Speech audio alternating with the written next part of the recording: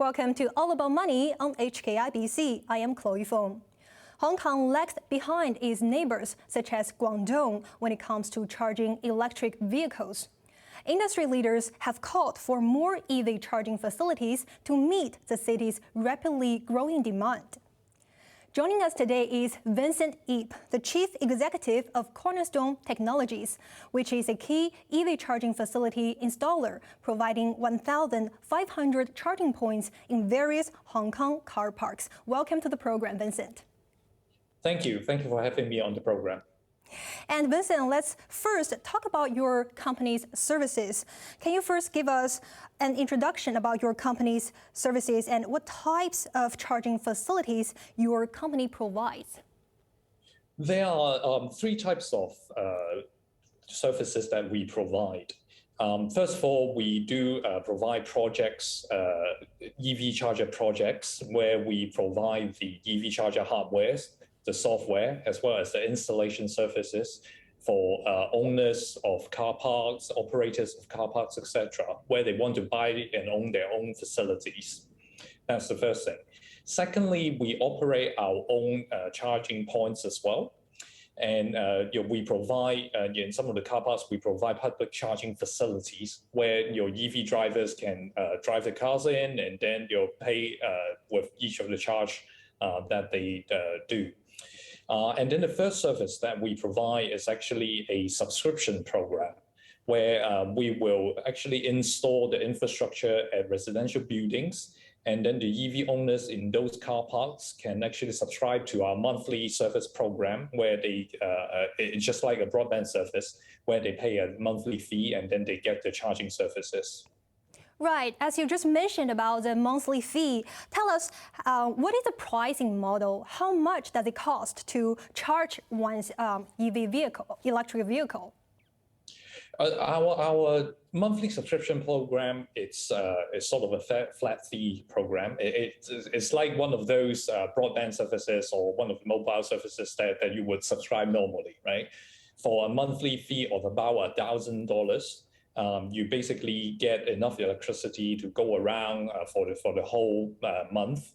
And also included in that service is the insurance coverage, the maintenance, service hotline, etc. So with just one simple monthly fee, your electricity is included, and also services and support which you required in charging your vehicle will be included. Right, and your company has installed 1,500 charging points across Hong Kong. Can you tell us more about the types of locations your company's services are offered at? I think in Hong Kong, your chargers are being installed in various different premises, right? There are the private car parks where individual owners will install in their own parking spaces. But that's a rarity right now. More common at this point, it's you will see in shopping malls or in office buildings, some of these public car parks, right, where there are these charging facilities. Now, in these charging facilities, there are typically two types, right? One is the DC fast charger, and then the other one is the AC medium speed chargers. Obviously, the DC fast chargers, provide the electricity at a higher rate, so you can charge up your cars faster. But the infrastructure, the whole investment into it is a bit higher. Whereas the AC chargers is slightly lower in terms of speed. But in a Hong Kong urban environment, we do believe that AC charger at home or in the office premises can be a fairly effective solution.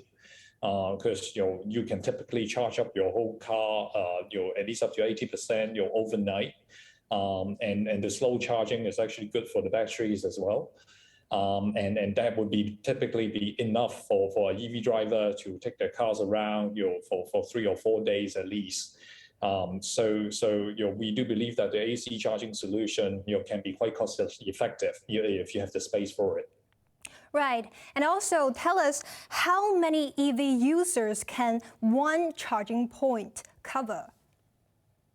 It very much depends on the operating model, as I said. I think for the DC fast charger, right, some of the faster, higher electricity power chargers, right? You can typically charge up a EV in about 20 minutes or so, right? So if theoretically, right, if cars goes back to back, right, in an hour, you can charge up 3 cars, per hour.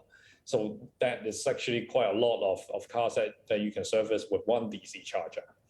On the other hand, I think the parking spaces, whether the cars actually would go in and then go out in an orderly manner when they're done, and then they will leave the space for the next car. There are a lot of these logistics issues, right? In reality, it just doesn't work like a petrol station where cars just go in and then for 5 minutes it comes out. Nowadays in the shopping mall, you can actually see quite a lot of cars queuing up at the EV charging stations, just because people would want to charge at the same time, and even if they charge out, they might not have leave right away. There are all these logistical issues. Right. And actually, your company has been, saying that the current charging facilities are failing to meet the surging demand in Hong Kong. And just tell us, how is the EV car market size in Hong Kong right now? What about the coverage at the moment, and how many EV chargers do we actually need to meet the surging demand? Currently, there are about 25,000 EVs on the street in Hong Kong. And in terms of the number of chargers, we are looking at around 4,000 to 5,000. So it's about 1 in 7 or 1 in 6 cars or EVs sharing one charger, right? Depending on the country and depending on the model, there's different types of planning, right? But if you look at the mainland China, for example, right, their planning is that eventually there will be one EV charger per each EV, right? And as I mentioned, right, Hong Kong, we are looking at around 6 to 7 EVs per charger at this point, right? And then the other factor is actually looking at the growth of the number of EVs on the street, right? As I said, currently there are 25,000 or so in Hong Kong, and because of the government policy in encouraging all the new cars to become EVs, right? We expect in the next few years, the number of EVs will increase to about 90,000 or so in the next 2 to 3 years, right?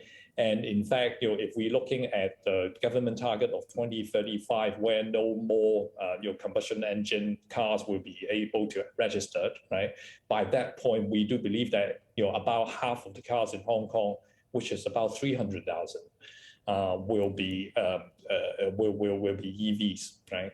So in effect, what we are looking at is in 10 years or so, right? We will need to grow from about 4,000 to 5,000 EV chargers to about 150,000. So that is actually a lot that needs to be built out in the next few years. That's definitely a long way that we need to go. And also, I know that your company is also trying to expanding to deploy more charging facilities in the city this year. So tell us more details about your plan. How many would you deploy this year, and what kind of EV charging facilities are you going to deploy? I think this year alone, we are looking at probably going to deploy 1,000 or more chargers in Hong Kong, right? And it will be all types of different facilities, including DCs and ACs. Some of them will go into shopping malls. Some of them will go to office buildings where they're providing the needs for public chargers. But on top of that, we do want to increase our deployment into private residential housing. Right? I think there are 2 areas here. Right? One is actually the EHSS scheme that is actually being put forward by the government in subsidizing the residential buildings in building out the EV infrastructure. That's one thing, right?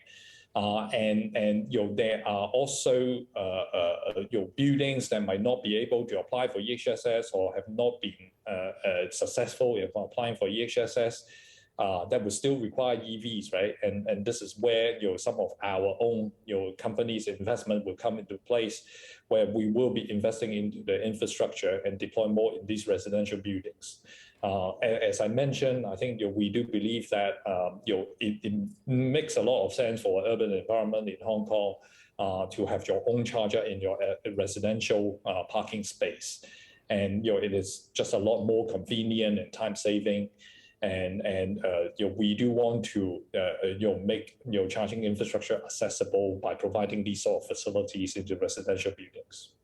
Right. I'm glad that you bring out this point, and we can talk more about the government subsidy scheme later on. But before that, I want to learn more about your company's growth. Actually, your company recorded a nearly 24% increase of gross profit. I wonder, how did your company manage to achieve this positive result? And I also know that the capital fund or loan from Gao Capital also helped your company's charging point installation projects. So how do you plan to use the extra fund that you got from the Gao Capital as well? I think to answer your two questions, right? The first one is around the margin and our sort of revenue growth, right? The EV market has really picked up in the last year or so, right? As the number of EV on the street has increased quite a lot,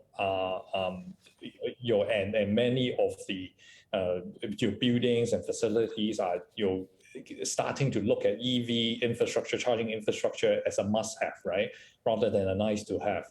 So the private market is one thing, right? The other is actually on public transport as well.